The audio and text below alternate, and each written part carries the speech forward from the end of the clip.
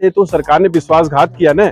सरकार ने कहा कि हम एमएसपी लागू कर देंगे, आज तक एमएसपी लागू की कि आप लोग पत्रकार हैं, आप लोग तो सरकार की बात लगा के प्रेम का बिरवा क्यों उजाड़ा जाता और जो विष से नहीं मरता है विश्वास से मारा जाता। अमेरिका के सबसे आज तक के लोकप्रिय राष्ट्रपतियों में गिने जाते हैं अब्राहम लिंकन।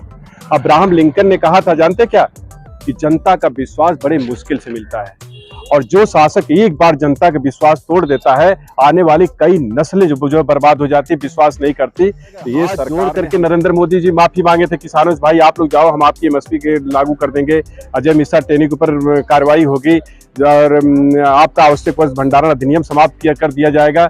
और नहीं तो क्या किया कि मजदूरों को तबाह कर दिए और अभी जानते हैं सड़कों पर उतार दिए हमारे मिलिट्री वाले भाइयों को, अग्निवीर लागू करके।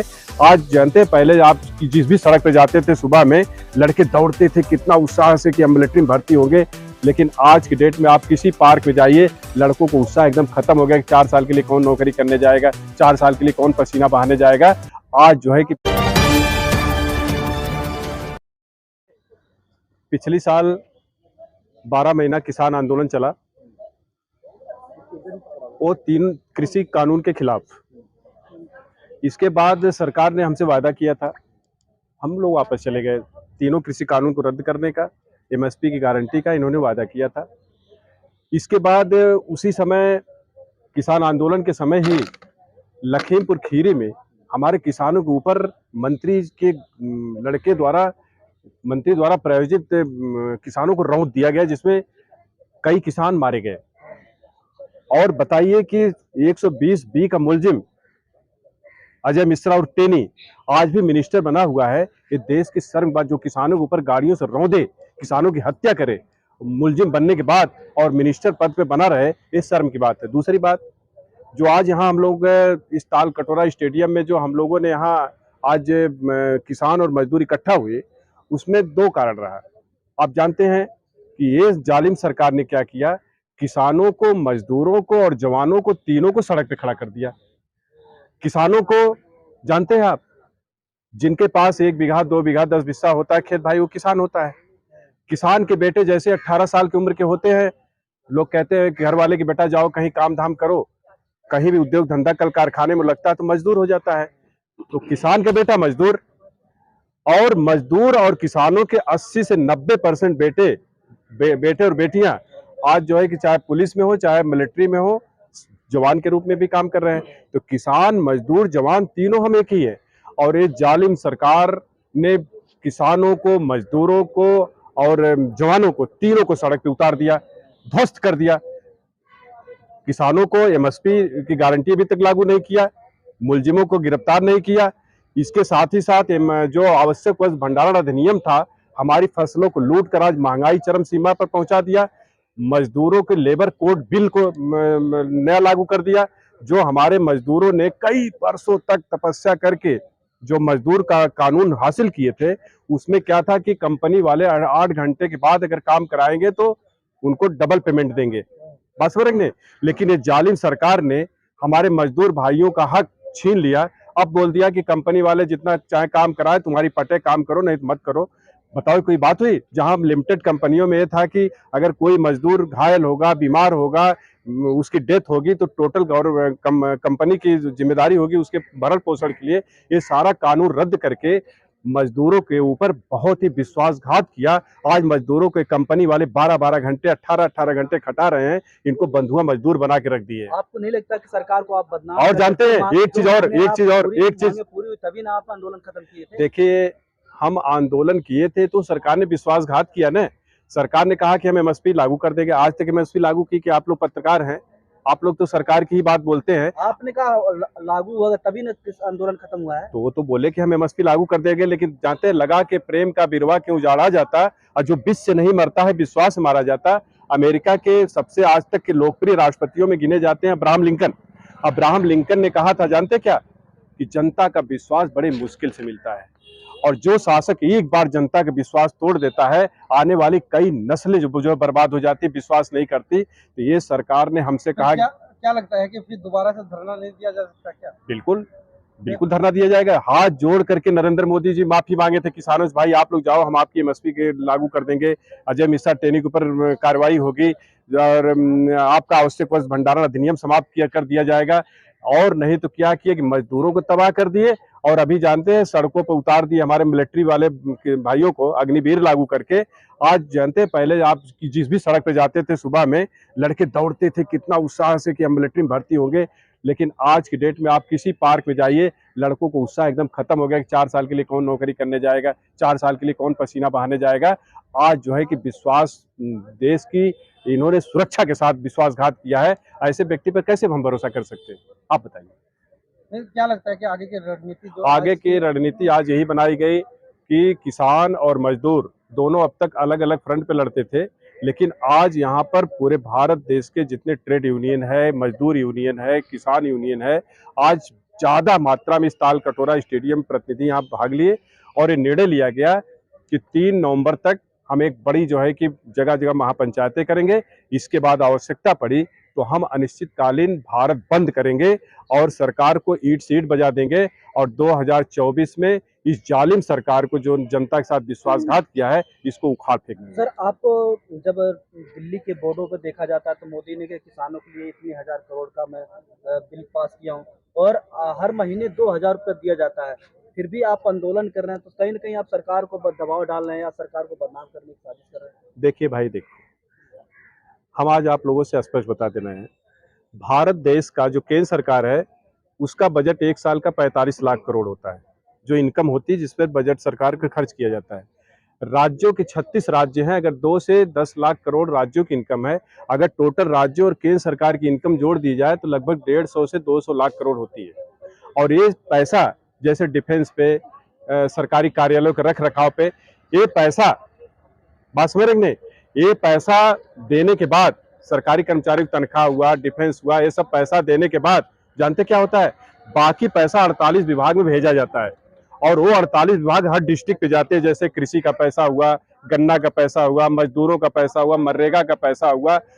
ये गवर्नमेंट ने अपने 2 कार्यकाल में टोटल शाम तक जितने अधिकारी हैं सरकार से मिलकर इस घात में रहते हैं कि आम जनता के पास पैसा ना पहुंचे, वहीं से बांट लेते हैं।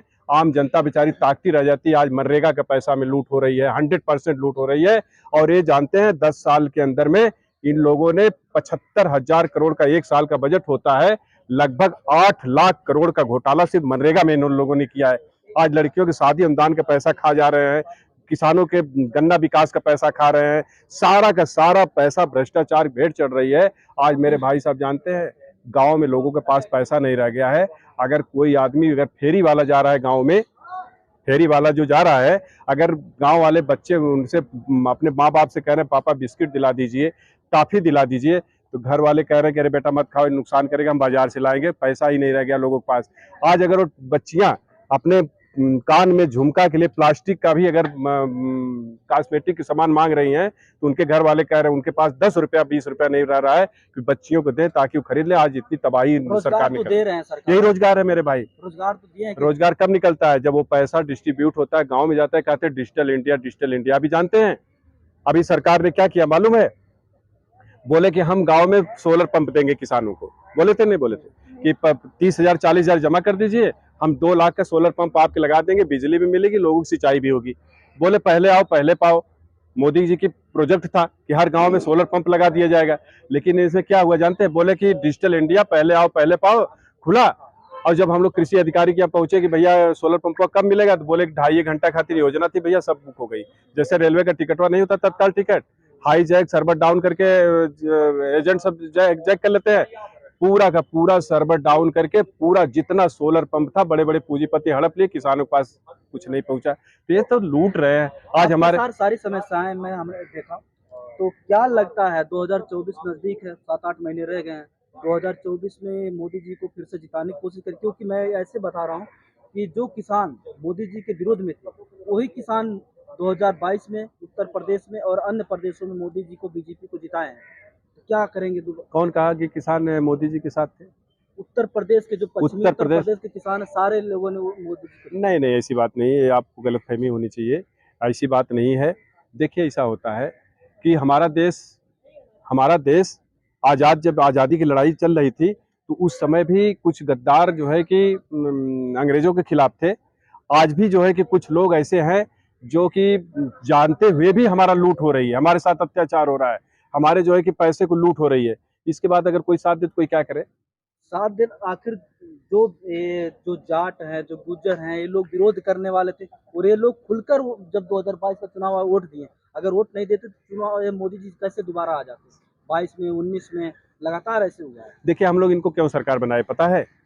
अब आपसे बता दें, इतना ज्यादा भ्रष्टाचार था, हम लोगों ने सोचा कि मोदी जी आएंगे, अच्छे दिन लाएंगे, बोल रहे हैं कि हम भ्रष्टाचार मुक्त करेंगे, हम लोगों के, किसानों की योजनाओं को आम जनता तक पहुंचाएंगे।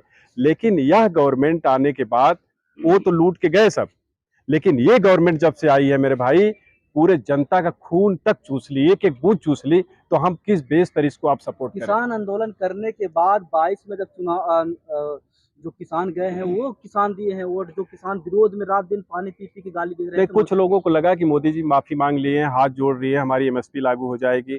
कुछ किसान सोचे कि हमारे कातिलों पर जो हत्या का है उनको न्याय मिल जाएगा, तो उन विश्वास में आ गए। लेकिन कई बार विश्वासघात करोगे भाई? नहीं तो अब की बार कह रहे हैं 15 लाख देंगे और उसके बाद आप लोगों की जितनी जो परेशानी है वो पूरे करेंगे। पिछली बार 15 लाख दे दिए क्या? क्या करेंगे? पिछली बार का 15 लाख दे दिए क्या? नहीं तो अब वो दे देंगे, क्या करोगे? अब वो रकम बढ़ने वाले 30 लाख में। तो 30 लाख दे दें हर लोगों के पास। तो सुनिए, आप देंगे चुनाव? मैं कहता हूं आज भी नरेंद्र मोदी जी ठीक है, लूटे लूटे, आज जितने भी खाते हैं चुनाव से पहले सबके खाते में 30 नहीं 15 20 लाख रुपया दे दें, हम लोग वोट दे दें।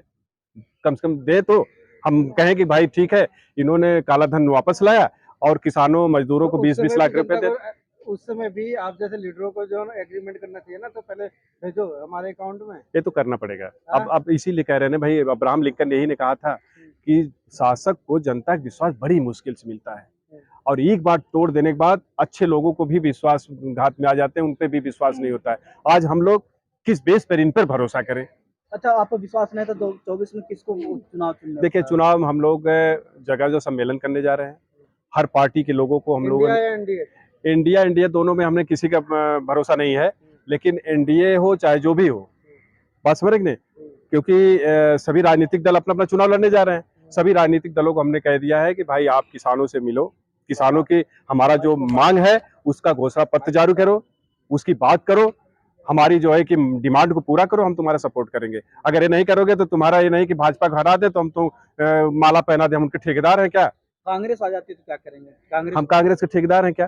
कांग्रेस हमारा काम करे, घोषणा पत्र में जारी करे। 70 साल ने उन्होंने कांग्रेस ने किया सारी चीजें, ठीक है, जो भाई उसी तो भ्रष्टाचार खिलाफ यार तो हम लोग ने मैं मोदी जी को लाया था।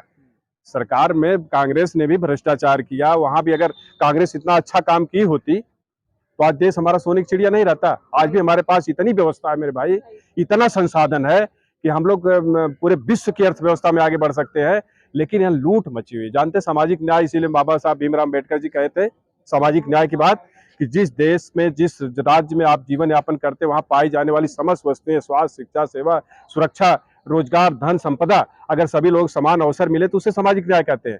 क्या सामाजिक न्याय है क्या? संविधान बदलने वाला है 2024 में, बोल दिया गया। इनके कई पुस्त नहीं बदल पाई, इसके चक्कर मत पड़िए, क्रांति हो जाएगी, रक्त क्रांति हो जाएगी।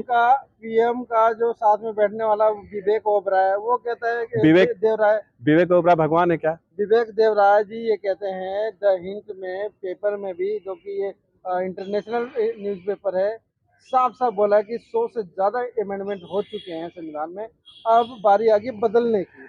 कहने का मतलब, देखिए, कानून भाई साहब, कानून गरीबों के लिए होता है। Law governs poor family and rich family governs law. जानते हैं, गरीब आदमी को कानून का पालन करना पड़ता है, रिच आदमी जो है, जो पावरफुल आदमी होता है, कानून को अपने मुट्ठी में रखता है। तो ये जितने अमेंडमेंट पास करते चले जाए, एक नहीं 1000 अमेंडमेंट पास कर ले, लेकिन नीतियां जनता की इच्छाओं के अनुरूप चलती है। इन नीतियों के किसान मजदूर चुटकी भर में बदल देगा। कानून पास करते रहे, हम अपना काम करेंगे। धन्यवाद।